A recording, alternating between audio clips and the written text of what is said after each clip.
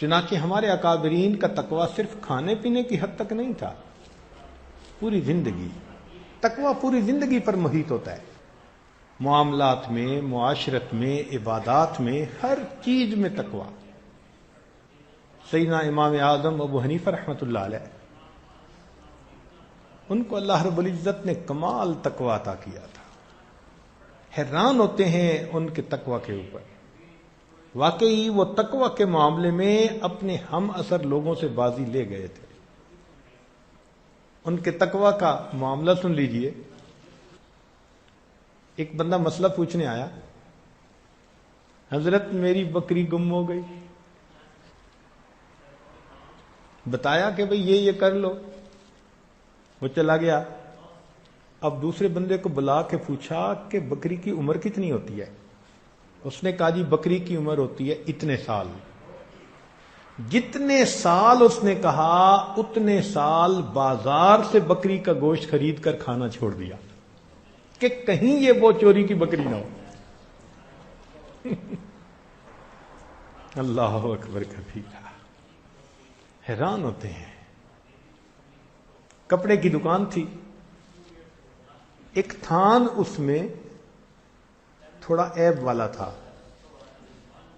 تو اپنے خادم کو بتا دیا کہ جب کوئی بندہ خریدے تو پہلے دکھانا کہ اس میں یہ عیب ہے، پھر وہ جتنی قیمت پہ خریدنا چاہے خرید لے۔ اس نے کہا جی بہت اچھا۔ اللہ کی شان، ایک دن آپ واپس تشریف لائے تو وہ تھان اپنی جگہ پہ نہیں تھا۔ پوچھا وہ کپڑے کا تھان کیا؟ اس نے کہا جی تھوڑی دیر پہلے بندہ آیا اور خرید کے گیا، تم نے بتایا تھا کہ اس میں عیب ہے؟ اس نے کہا نہیں۔ تو فرمایا کہ اس تھان کی کتنی قیمت؟ جتنی قیمت اس تھان کی بنی تھی پوری کی پوری اللہ کے راستے میں صدقہ کر دی، میرے لیے استعمال کی ضرورت نہیں۔ دکاندار کبھی ایسا بھی کرتا ہے؟ اللہ اکبر۔ اس زمانے میں لوگ مغرب کے وقت دکانیں بند کر دیتے تھے، بجلی تو تھی نہیں، چراغ ہوتے تھے۔ تو امام حنیفہ رحمۃ اللہ علیہ ایک دن ظہر کے بعد دکان بند کر کے آ رہے ہیں۔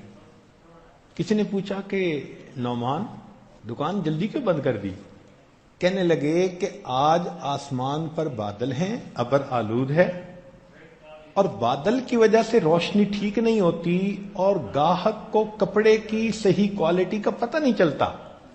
میں نے دکان بند کر دی کہ کوئی بندہ کم قیمت کپڑے کو بیش قیمت سمجھ کے خریدے گا تو میری وجہ سے کہیں دھوکہ نہ ہو جائے۔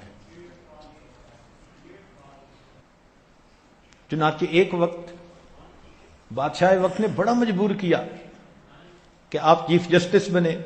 آپ نے فرمایا نہیں۔ اس نے کہا اچھا اگر آپ نہیں بنیں گے تو آج کے بعد آپ کسی بندے کو فتویٰ نہیں بتائیں گے؟ فرمایا ٹھیک۔ اس پہ جان چھوٹتی ہے تو چلو ٹھیک۔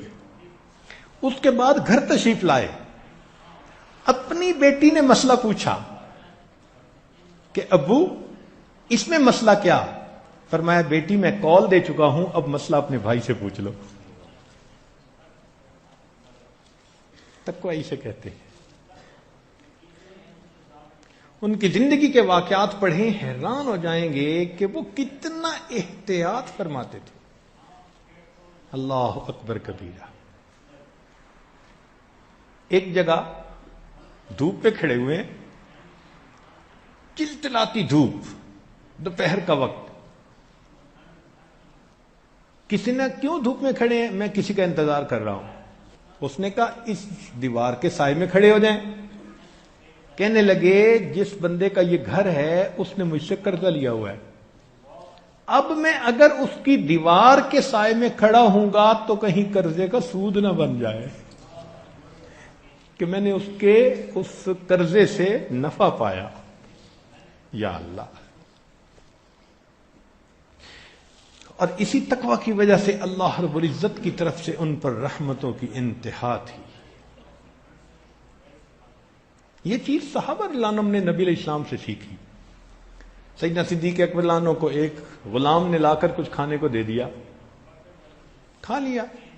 بعد میں پتہ چلا کہ اس غلام نے زمانہ جہالت میں کوئی پھونک دم کیا تھا اور ان لوگوں نے اس کو آج اس کی وجہ سے کچھ دیا اور یہ لا کے مجھے کھلا گیا. تو سیدنا صدیق اکبر عنہ بہت پریشان ہوئے، چنانچہ پانی پیا، اتنا پیا کہ قے ہو جائے، قے ہوئی، پھر پانی پیا، ایک دو مرتبہ قے ہوئی مگر تسلی نہیں ہوئی کہ سب کچھ نکلا یا نہیں. پھر اپنے حلق میں انگلی ڈالی قے کرنے کے لیے. جب انگلیاں ڈال ڈال کے قے کر رہے تھے، تکلیف بھی ہو رہی تھی، تو دیکھنے والے نے کہا کہ امیر المومنین اتنی تکلیف پہنچا رہے ہیں. فرمانے لگے اگر مجھے پتا ہوتا کہ اس کھانے کا آخری ذرہ میری جان کے ساتھ نکلے گا میں پھر بھی اسے نکال دیتا. یہ تقوی صحابہ کرام میں تھا. اور وہاں سے پھر یہ اولیاء اللہ کی زندگی میں آیا. اور اس کے بغیر کوئی بندہ متقی بنے بغیر اللہ کا ولی بن نہیں سکتا. ولایت کا نور حاصل کرنا چاہے تو تقوی حاصل کرنا پڑے گا. پہلے وقت میں تو یہ تقوی بہت ہوا کرتا تھا. ہمارے اکابرین متقین تھے. چنانچہ ایک عالم بیٹھے تھے، ان کے پاس ایک بوڑھی عورت آئی. اس نے آ کے مسئلہ پوچھا. کہنے لگی کہ میں چاند کی روشنی میں سوت کاٹ رہی تھی رات کو، وقت کا حاکم گزرا اور اس کے لیے کندیلیں جلائی ہوئی تھیں، روشنی جلائی ہوئی تھی، لوگ آگے پیچھے روشنی لے کے چل رہے تھے. مجھے اس وقت دھیان نہ رہا، جتنی دیر وہ گزرا میں اپنا سوت کاٹتی رہی. اب مجھے احساس ہوا کہ میں نے تو حاکم کی روشنی میں سوت کاٹا، بتاؤ میرے لیے جائز ہے یا میرے لیے حرام ہے؟ تو انہوں نے کہا کہ تیرے لیے جائز نہیں ہے. اب بیٹا حیران کہ ابو نے کیسا فتویٰ دے دیا. تو عورت چلی گئی. اس نے کہا کہ ابو اتنا سخت فتویٰ؟ فرمانے لگے اس عورت کی شان یہی ہے، تو جا کے دیکھ یہ کس گھر کی عورت ہے. امام احمد بن حنبل رحمۃ اللہ نے فرمایا بیٹے کو کہ جا کے دیکھ یہ کس گھر کی عورت ہے. جب پتہ کیا تو بشر حافی رحمۃ اللہ علیہ کی بہن تھی. تو امام احمد بن حنبل رحمۃ اللہ علیہ فرمانے لگے کہ اس کا مسئلہ پوچھنا بتا رہا تھا کہ یہ کسی بڑے گھرانے کی جان ہے. اتنے متقی لوگ ہوا کرتے تھے. اب دیکھیں ایک عورت، بوڑھی عورت، اس پر بھی مسئلہ پوچھ رہی ہے. وہ خود تو چل کے کہیں نہیں نہ گئی، حاکم گزرا تھا، مگر حاکم کی روشنی سے ہم نے فائدہ لیا. اب بتاؤ یا اللہ. ہمارے قریب کے زمانے میں حضرت مرزا مظہر جانا رحمت اللہ علیہ بہت متقی، کھانے پینے میں بہت محتاط. ایک مرتبہ ایک آدمی انگور لے کے آیا.